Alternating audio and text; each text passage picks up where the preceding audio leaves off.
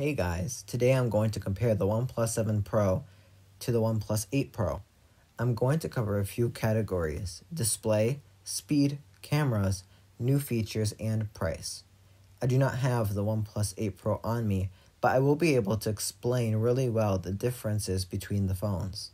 The OnePlus 7 Pro has a 6.67-inch display at 90Hz at 1440p. The OnePlus 8 Pro has a 6.78-inch display at 120Hz at 1440p also. When talking about display hertz, when you go from 60Hz to 90Hz, it's a noticeable difference. But when you go from 90Hz to 120Hz, it isn't noticeable whatsoever. So the extra cost for the 120Hz really doesn't justify it because 90Hz is just as good. Both of the screens are curved, which most people do like. It is very aesthetically pleasing to the eye, but if you only like flat screens, then the OnePlus 7T is perfect.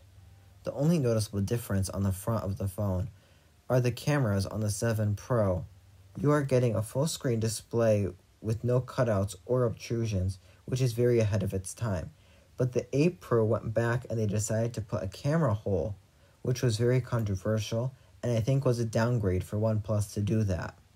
Now second, I'm going to talk about the speed the 7 Pro is equipped. It's equipped with the Snapdragon 855, whereas the 8 Pro has the Snapdragon 865, which has 5G. When you have a phone with 5G, it is really useful because you get faster speeds. But not that many places have 5G towers. So how useful is it?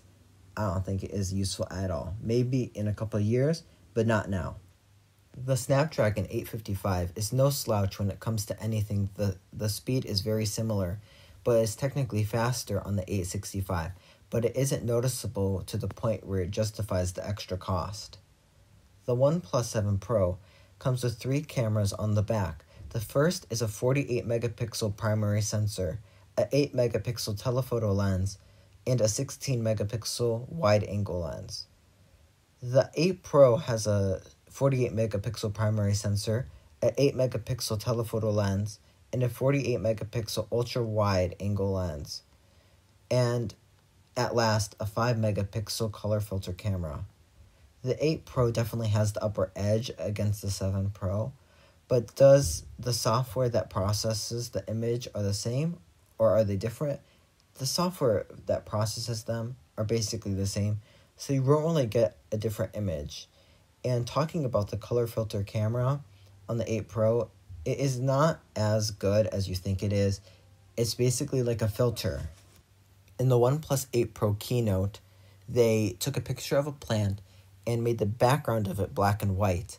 And that seemed pretty stupid because for adding all this extra cost for a new camera, you'd think it would be nice, but it actually isn't special at all.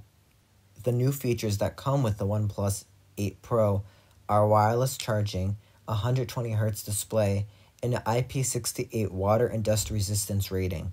These are all great extra features, but I wish they were at a smaller cost. It costs an extra $400 for these features, where I think it should cost $100. To be honest, the 7 Pro should have had all these features, but it's fine without them, and I think the price of it does justify it not having the features, where on the 8 Pro, the price doesn't justify it having those features. The last thing I'm going to talk about, which is the biggest deciding factor of getting a new phone, is the price. You can get the 7 Pro for around $500, whereas the 8 Pro is $900. So extra $400 for the things I talked about in the video isn't a great deal. I think OnePlus was ahead of its time with the 7 Pro, so I think it's still an amazing phone. Hopefully in the future, when my channel grows, I'll be able to have the phones in real life to review. But anyways, thank you for watching the video. Please like, comment, and subscribe for more, and as always, peace out.